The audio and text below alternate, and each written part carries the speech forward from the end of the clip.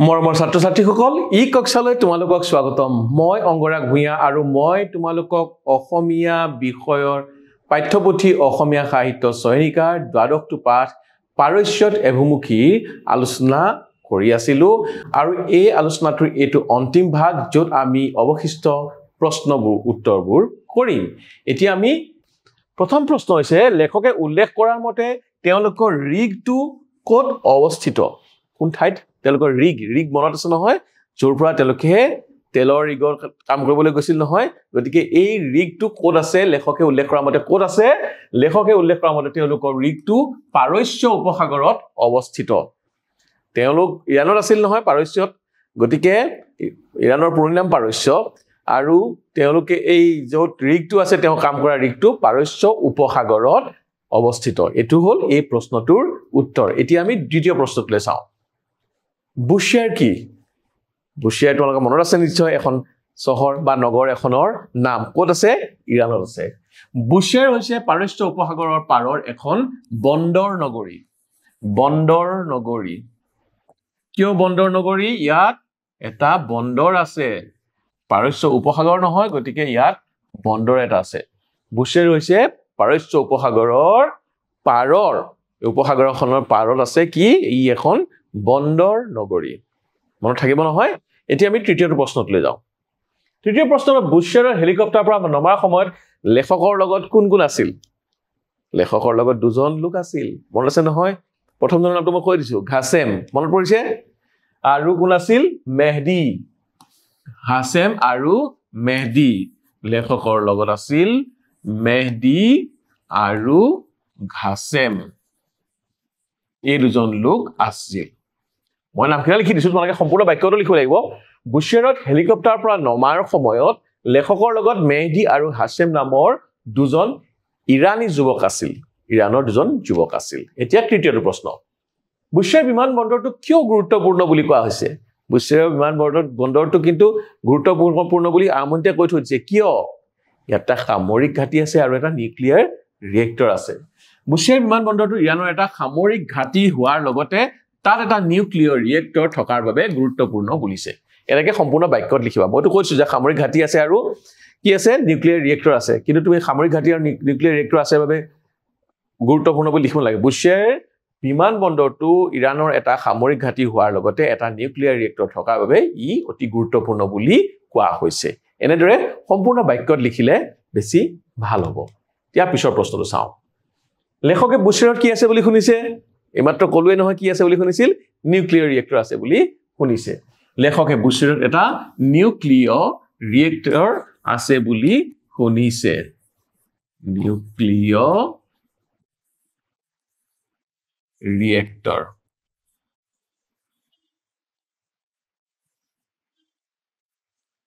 লেখকে বুশ্বিয়াৰত এটা nuclear reactor আছে বুলি শুনিছে তাৰ পিছৰ প্ৰশ্নটো মেহদি আৰু ঘাছেম কোন অকমান আগতে কৈছিলে দেখোন তেওঁলোক দুজন ইৰাণৰ দুজন যুৱক হয়নে মেহদি আৰু ঘাছেম দুজন ইৰাণী যুৱক মনত থাকিব নহয় এইটো মনত থকাৰে কথা এতিয়া আমি পৰৱৰ্তী প্ৰশ্নটোলৈ যাওঁ মেহদি আৰু ঘাছেমে কাম কৰা কোম্পানীটোৰ নাম কি তেওঁলোকে এটা কোম্পানীত কাম কৰিছিল আৰু সেই কোম্পানীটোৰ নামটো মনত আছে নে মেহদি আৰু ঘাছেমে যিটো কোম্পানীত কাম কৰে মনত পৰিছে হয় সেই কোম্পানীৰ নাম হৈছে জিঅ'লগ সেই কোম্পানীটোৰ নাম হৈছে জিঅ'লগ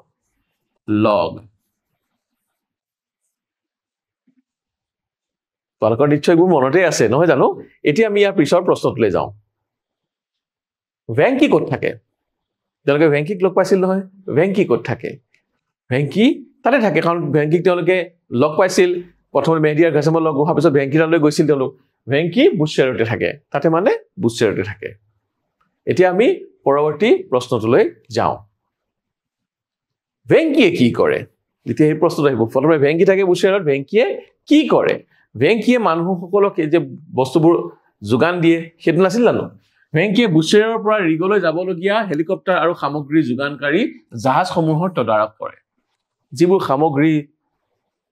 অহা যোৱা কৰে বা সামগ্ৰী যিবোৰ যোগান ধৰে সেই জাহাজবোৰৰ তদাৰকি কৰে কোনে ভেংকিয়ে সেই বুশ্বিয়াৰৰ ৰিগলৈ যিবোৰ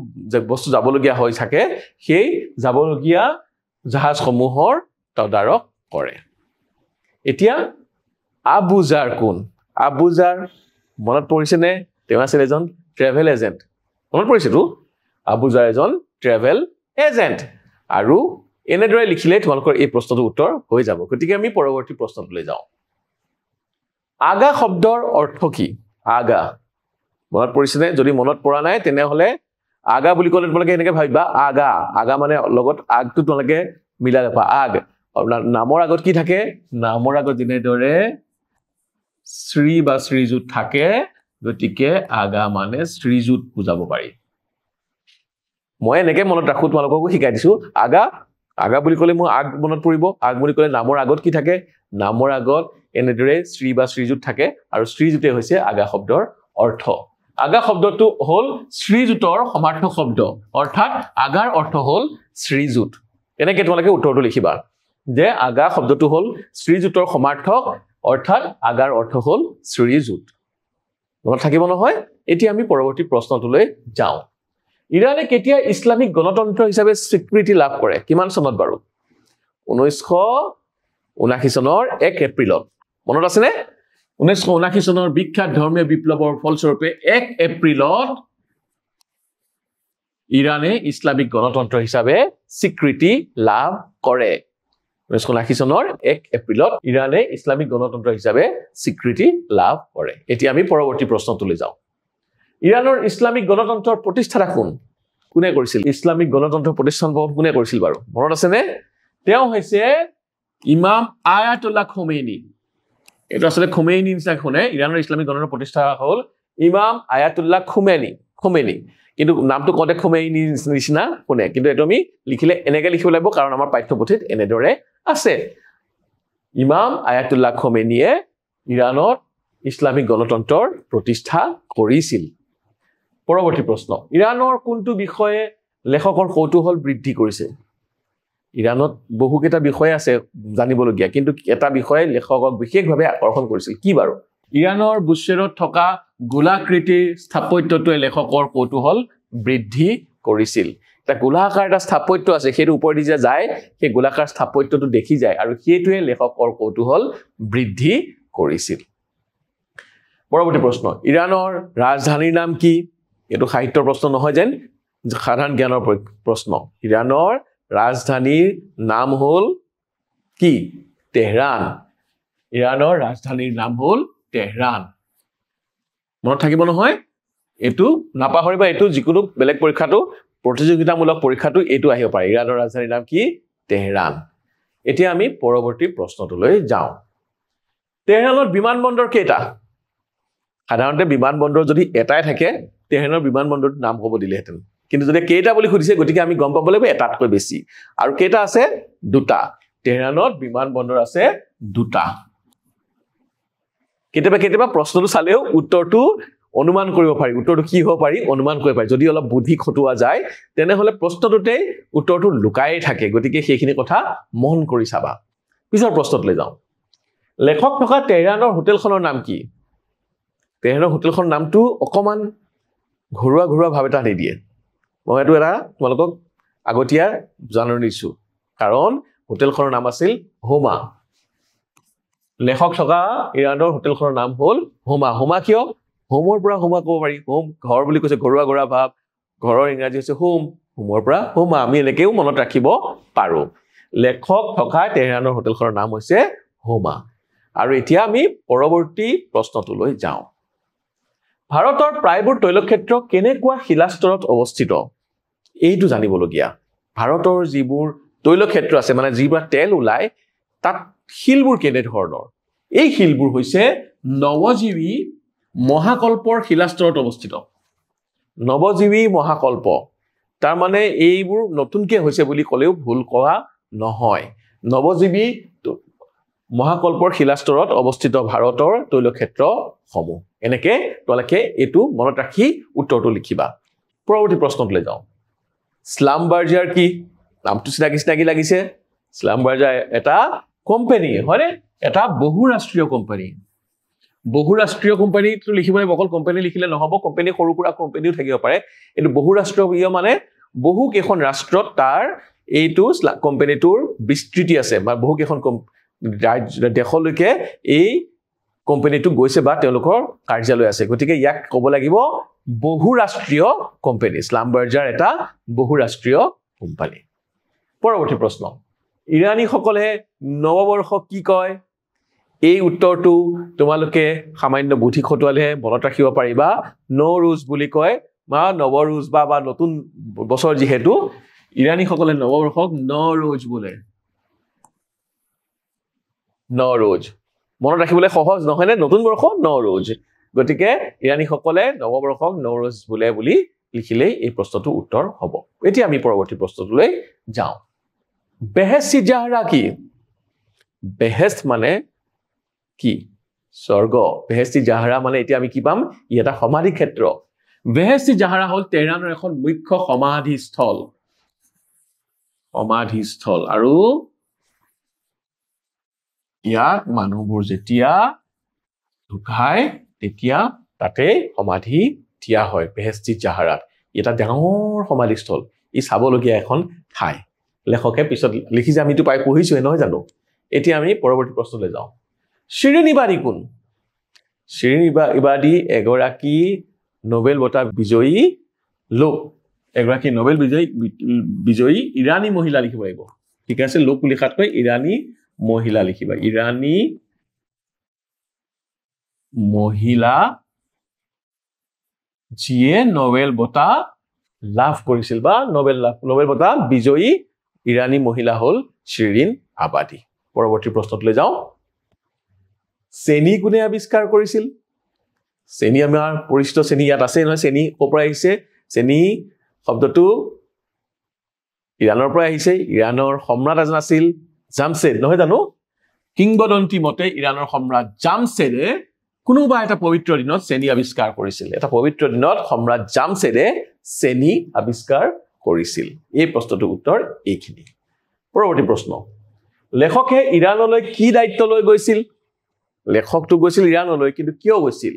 তেখেতে কোনোবা এটা ৰিগলৈ কাম কৰিবলৈ গৈছিল নহয় জানো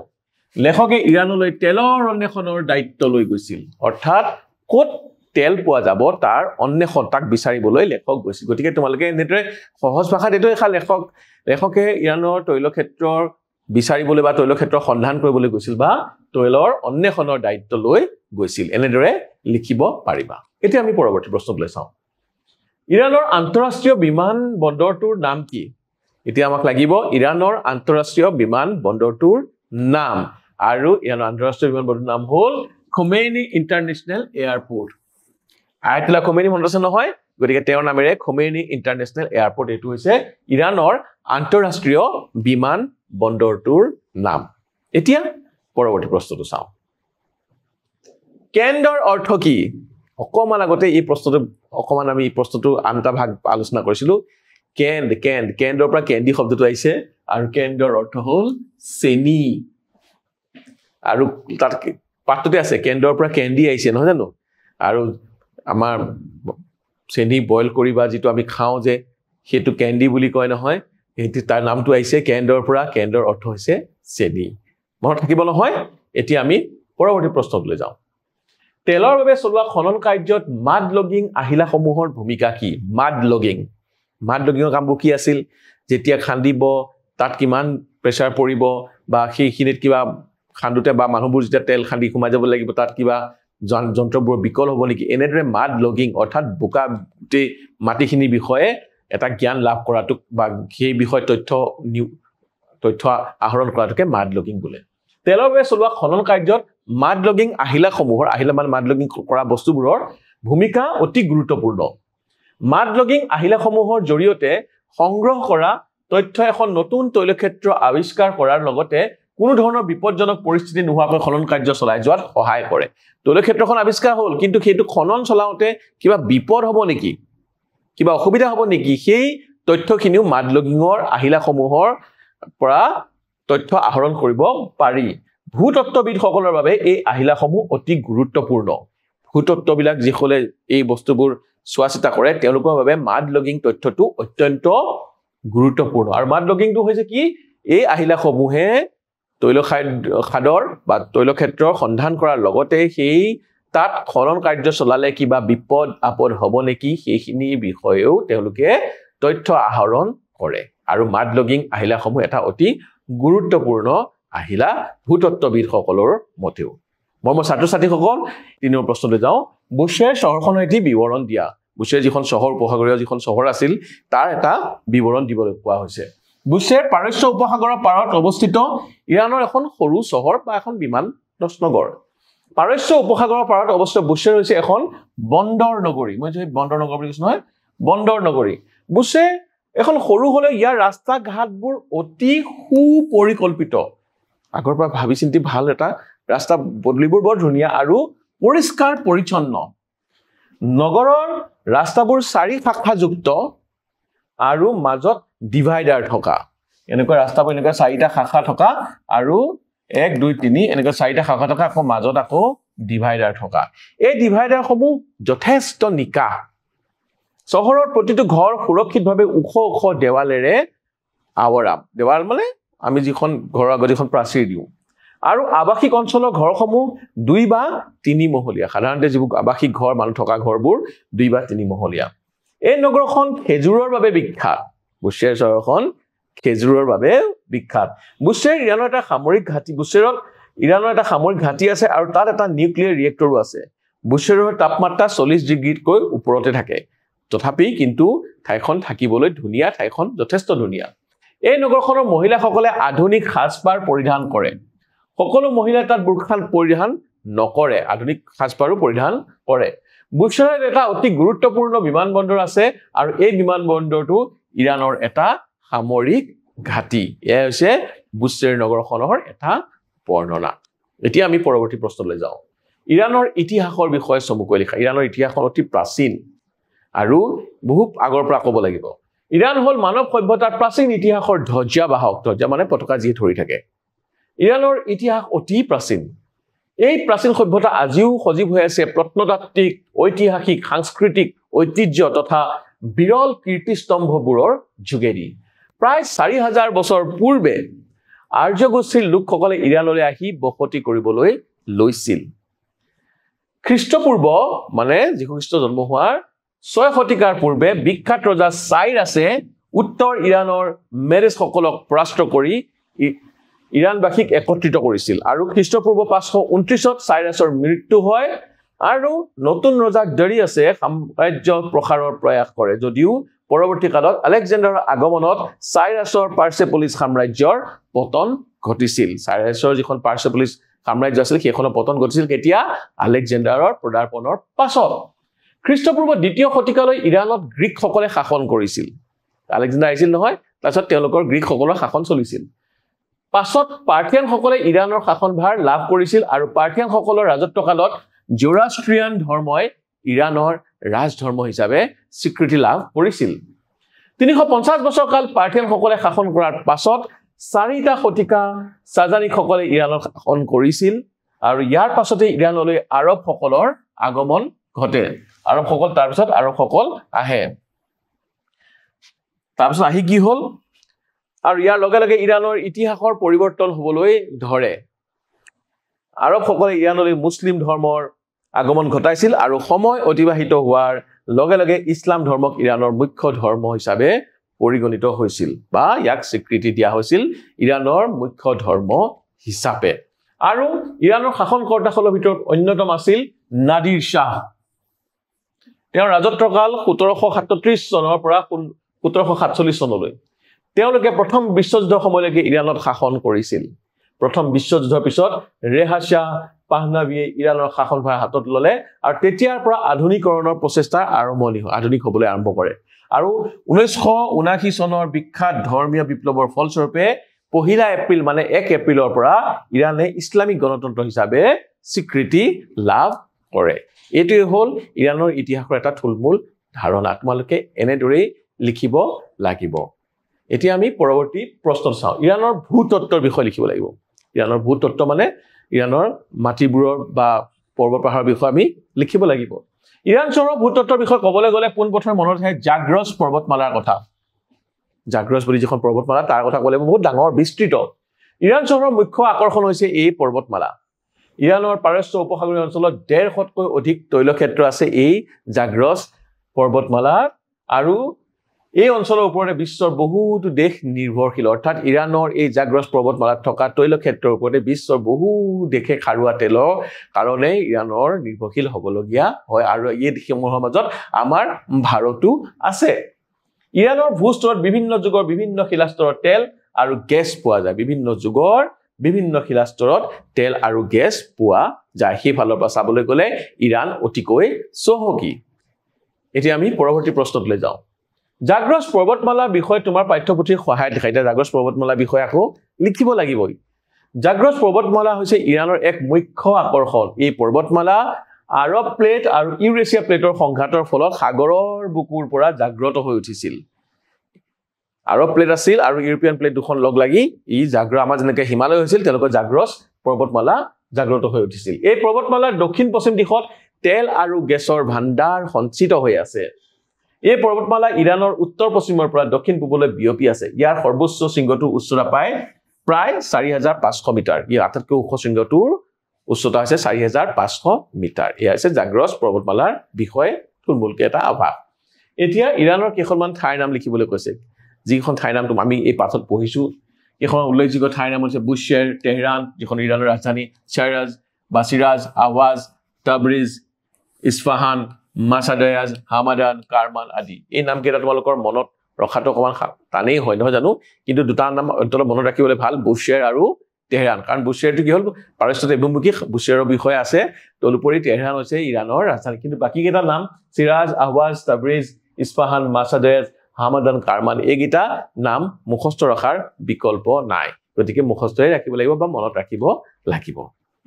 নেক্সট তেহৰানৰ বিমানবন্দৰ কেইটা আৰু কি আৰু কোন কোন স্থানত দুটা আছিল নহয় এটাটা আমি ইতিমধ্যে পাইছোৱে এটা আলোচনা কৰিছো ইতিমধ্যে তেহৰানৰ বিমানবন্দৰ এটা থাকিলেও নুখুৰে বা তেহৰানৰ বিমানবন্দৰটোৰ নাম লিখা বুলি ক'লেছিল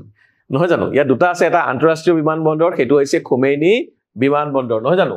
তেহৰানৰ বিমানবন্দৰ দুটা সেইকেইটা হ'ল মেহৰাবাদৰ বিমানবন্দৰ আৰু খোমেইনি আন্তৰ্জাতিক বিমানবন্দৰ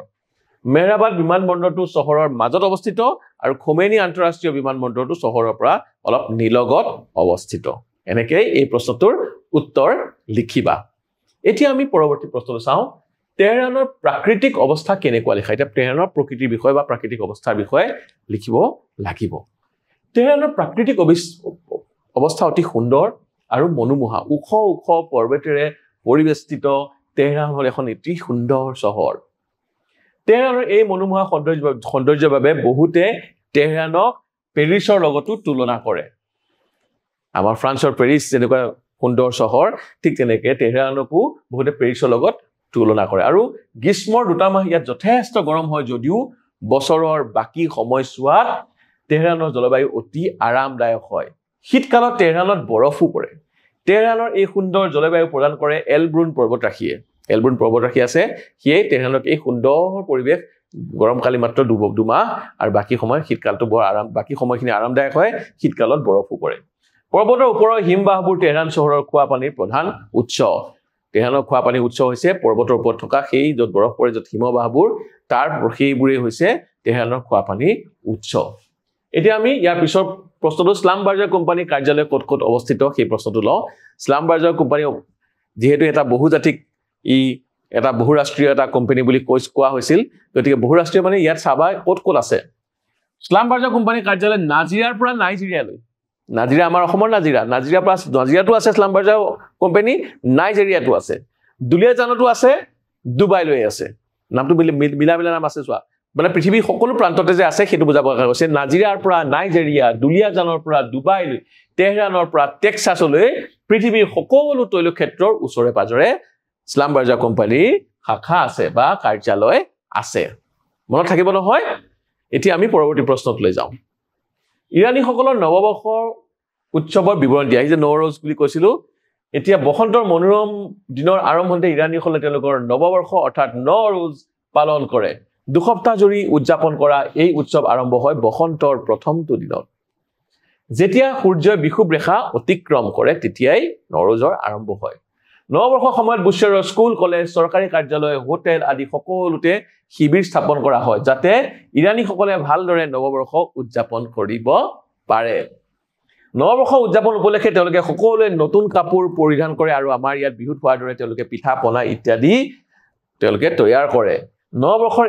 এই উৎসৱত বহুতো বিষয় সামৰি লোৱা হয় মানে বহু কেইটা বস্তু লৈ ইয়াত উদযাপন কৰা হয় বিষয়সমূহ হ'ল চহৰখনৰ পৰিৱেশ আৰু নিজকে চাফ চিকুণ কৰা শত্ৰুভাৱ দূৰ কৰি সকলোৰে লগত মিলাপ্ৰীতি বা বন্ধুত্ব স্থাপন কৰা অগ্নিশিখা প্ৰজ্বলন কৰা আমি যেনেদৰে আকাশবন্তি জ্বলাও তেনেদৰে অগ্নিশিখা প্ৰজ্বলন কৰে সীমান্ত নদী বা সাগৰৰ অভিমুখে তেওঁলোকে যাত্ৰা কৰে এই উৎসৱৰ সময়ত যিকোনো পাৰ্শ্বী গৃহতে টেবুল বা কাৰ্পেটৰ ওপৰত এখন সুন্দৰ কাপোৰ পাৰি দিয়া হয় আৰু তাত 7 বিধ খাদ্যৰে সজোৱা হয় এই 7 বিধ খাদ্যৰ লগত পবিত্ৰ কোৰাণ আৰু হাফেজৰ কবিতা পঢ়া হয় বছৰৰ শেষ বুধবাৰে ৰাজহুৱা স্থানত মেজি জ্বলাই জুইৰ ওপৰেৰে খোজ কাঢ়ি গৈ প্ৰাৰ্থনা কৰে আৰু জুইৰ পোহৰত কাঁহী বাতি বজায় আৰু মানুহৰ ঘৰে ঘৰে গৈ আতিথ্য গ্ৰহণ কৰা হয় আমাৰ যেনেকৈ আলহী খায় তেওঁলোকে মানুহৰ ঘৰে ঘৰে গৈ আতিথ্য গ্ৰহণ কৰে এইখিনি হৈছে ইৰাণৰ নৱবৰ্ষৰ বিষয়ে প্ৰশ্নটোৰ উত্তৰ এতিয়া আমি পৰৱৰ্তী প্ৰশ্নটো চাওঁ বেহেশতি জাহাৰাৰ লগত তেহৰানবাসীৰ সম্পৰ্কৰ বিষয়ে লিখা বেহেশতি জাহাৰা এটা সমাধিস্থল এটা প্ৰখ্যাত সমাধিস্থল বেহেশতি জাহাৰা হ'ল তেহৰানৰ এক জনপ্ৰিয় স্থান বেহেশতি জাহাৰা হৈছে তেহৰানৰ মুখ্য সমাধিস্থল এই ঠাই কেইবা কিলোমিটাৰ জুৰি আছে বিস্তৃত হৈ আছে খোৱা বোৱা দোকানৰ পৰা খেল পথাৰলৈকে সকলো এই সমাধিস্থল আছে খোৱা বোৱা দোকানো আছে খেলা ধূলা ঠাইও আছে এই গোটেই সমাধিস্থলখন বহু কিলোমিটাৰ ধৰি বিস্তৃত তেহৰানক জানিব বা অনুভৱ কৰিবলৈ বেহেশতি জাহাৰা হ'ল উত্তম স্থান ই তেহৰানৰ গুণ গৰিমা সুন্দৰভাৱে প্ৰতিফলিত কৰে ইৰাণৰ বিষয়ে বা তেহৰানৰ বিষয়ে জানিবলৈ গ'লে বেহেশতি জাহাৰা দৰ্শন কৰাটো প্ৰয়োজনীয় আৰু তেতিয়া ইৰাণৰ বিষয়ে ভালদৰে জানিব পৰা যায় এতিয়া আমি আমাৰ পৰৱৰ্তী প্ৰশ্নটোলৈ যাওঁ শিৰিন ইবাদী কোন তেওঁৰ সংগ্ৰামৰ বিষয়ে পাঠ্যপুথিৰ সহায়ত লিখা পাঠ্যপুথিত শিৰিন ইবাদীৰ কথা আছে শিৰিন ইবাদী আছিল তেওঁ এগৰাকী শান্তিৰ নোবেল বঁটা পোৱা ইৰাণী মহিলা শিৰিন ইবাদী হ'ল ইৰাণৰ এগৰাকী নোবেল বঁটা বিজয়ী সংগ্ৰামী নেত্ৰী সাদ্দাম হুছেইনৰ নাম শুনিছা নহয় ইৰাকৰ সাদ্দাম হুছেইন তেওঁৰ সমৰ্থিত এটা বিপ্লৱৰ অংশীদাৰ হিচাপে শিৰিন ইবাদীয়ে কি কৰিছিল ইয়াত যেটো আয়াতুল্লাহ খমেনি আছিল আয়াতুল্লাহ খমেনিক পদস্থিত কৰিবলৈ চেষ্টা চলাইছিল তেওঁ যি পদত আছেখিন আছিল তেওঁ শাসনৰ অন্ত পেলাবৰ কাৰণে শিৰিন ইবাদীয়ে চেষ্টা কৰিছিল আৰু তাৰ ফলস্বৰূপে শিৰিন ইবাদীক অতি শীতল মগজুৰে তেওঁলোকে মাৰি পেলাই হত্যা কৰা হৈছিল কিন্তু কঠোৰপন্থীৰ বিৰুদ্ধে শিৰিন ইবাদীৰ যি সংগ্ৰাম যেনে তেওঁ যুঁজিছিল হিয়া কিন্তু লেখত ল'বলগীয়া তেওঁক বিচাৰপতি হোৱাৰ পৰা বঞ্চিত কৰা হৈছিল আৰু হিজাব পৰিধান কৰিবলৈ জোৰ দিয়া হৈছিল হিজাব জোৰ কৰা হৈছিল যে তেওঁ হিজাব পিন্ধিব লাগিব বিচাৰপতি হোৱাৰ পৰা তেওঁক বাধা দিয়া হৈছিল তেনে কঠিন পৰিৱেশত তেওঁ মানৱ অধিকাৰৰ দৰে এটা অত্যুৎসাহী পদক্ষেপ লৈছিল তেওঁ মানৱ অধিকাৰৰ সৈতে কাম কৰিছিল যিসকল লোক নিৰ্যাতিত আছিল যিসকল লোকক মানুহে উৎপীড়ন কৰিছিল নিৰ্যাতনৰ বলি হোৱা যুৱতীৰ লগত শাসন বিৰোধী বুলি চিনাক্ত কৰি শাস্তি বিহা যুৱকসকলৰ লগত প্ৰতি অত্যাচাৰ বলি হোৱা পত্নীসকলৰ হৈ তেওঁ যুদ্ধ দিছিল তেওঁলোকৰ মানৱ অধিকাৰৰ কথা দৰ্শাই তেওঁ যুদ্ধ দিছিল আৰু যেতিয়া তেওঁ বিজয়ৰ মুখ দেখিলে এই সকল অত্যাচাৰৰ বিপক্ষে যুঁজি যেতিয়া জয়লাভ কৰিলে তেতিয়া তেওঁ মানৱ অধিকাৰৰ অগ্ৰণী ৰনুৱা হিচাপে সমগ্ৰ বিশ্বতে পৰিগণিত হ'ল আৰু নোবেলৰ শান্তি বঁটা তেওঁক দিয়া হৈছিল বা নোবেল শান্তি বঁটাৰে তেওঁক সন্মানিত কৰা হৈছিল এইদৰে তোমালোকে শিৰিন ইবাদীৰ কথা লিখিব পাৰিবা আৰু যদি আগ্ৰহী হোৱা তেনেহলে তেওঁৰ বিষয়ে অধিক পঢ়া শুনা কৰি তেওঁৰ বিষয়ে জানিবলৈ লবা এতিয়া আমি পৰৱৰ্তী প্ৰশ্নলৈ যাওঁ এইটো হ'ল ভাষা বিষয়ক প্ৰশ্ন তলত দিয়া শব্দকেইটা কি ভাষাৰ লিখা চাবা দেই এইকেইটা ভাষা আমি অসমীয়া শব্দ বুলি কম কেচি আমি সদায় ব্যৱহাৰ কৰো দুৱাত চিয়াহি দুৱাত চিসা কেন্ডি কেন্ডিটো আমি সাধাৰণতে নকৰো যদিও কিন্তু হিন্দীত আমি কেন্ডি পাওঁ বা আমি ইংৰাজীত কেন্ডিটো আছে কিন্তু এইকেইটা শব্দ কি ভাষাৰ জানানে আটাইকেইটা শব্দ হৈছে ফাৰ্চী ভাষাৰ কেচি ফাৰ্চী ভাষা দুৱাত ফাৰ্চী চিয়াহি ফাৰ্চী ভাষা চিসা ফাৰ্চী ভাষা কেন্ডি ফাৰ্চী ভাষাত অৰ্থাৎ কেচি দুৱাত চিয়াহি চিসা কেন্ডি এইকেইটা আমাৰ নিজৰ শব্দ যেন লাগিবও পাৰে কিন্তু এইকেইটা শব্দৰ মূল হৈছে ফাৰ্চী ভাষা মনত থাকিব নহয় এতিয়া পৰৱৰ্তী প্ৰশ্নলৈ যাওঁ তলত দিয়া শব্দকেইটাৰ অৰ্থ লিখা এই খেলে মামনুন আৰু মিৰ্চি সালাম এইকেইটা দুইটা শব্দৰ অৰ্থ একেই অৰ্থটো মনত আছে নে অৰ্থটো হৈছে ধন্যবাদ খেলে মামনুন মানে ধন্যবাদ আৰু মিৰ্চি সালাম মানে হৈছে ধন্যবাদ মনত থাকিব নিশ্চয় এতিয়া আমি পৰৱৰ্তী প্ৰশ্নটোলৈ যাওঁ তলত দিয়া শব্দকেইটাৰ প্ৰতীকী অৰ্থ কি এই গোটেইকেইটা শব্দৰ প্ৰতীকী অৰ্থ আছে সবজে বুলি কওঁতে আমাৰ ঘেঁহু বা ডাইলগ বুজোৱা হৈছে আমি সবজিলৈ মনত পৰি জানো তৰকাৰী সবজি বা কিন্তু ঘেঁহু বা ডাইললে ইয়াৰ অৰ্থ হৈছে কিন্তু ই হৈছে পুনৰ জন্মৰ প্ৰতীক কিয় পুনৰ জন্মৰ প্ৰতীক হেতু আমি ভালকে মন কৰিলে গম পাবা এইবোৰ এই শস্যবোৰ বাৰে বাৰে হৈ থাকে গতিকে পুনৰ জন্মৰ প্ৰতীক হৈছে সবজে সামানু ঘেহু বা কঠিয়াৰ পায়স হেতু নতুন জীৱনৰ প্ৰতীক যেহেতু ঘেহু কঠিয়াৰ পায়স হয় গতিকে সামানু হল নতুন জীৱনৰ প্ৰতীক শিব টু হিন্দীত শেপ বুলি কয় আপেল উৰ্দুত কয় শেপ বুলি কয় আৰু শিব মানে আপেল তেওঁলোকে আপেলক শিব বুলি কয় ই স্বাস্থ্য আৰু সৌন্দৰ্যৰ প্ৰতীক ঠিক তেনেকে জেনেজেভ এটো বৰ্ণৰীয়া শুকান জলফাই কোৱা হয় জেনেজেভ ই হৈছে প্ৰেমৰ প্ৰতীক তাৰপিছত চিৰটোক নহৰু কোৱা হয় চিৰ বুলি আৰু ই হৈছে ঔষধৰ প্ৰতীক চমাক মানে এবিধ বগৰী আছে আৰু এই বগৰীবিধ সূৰ্যোদয়ৰ বৰ্ণক বুজায় তদুপৰি চেৰকে আছে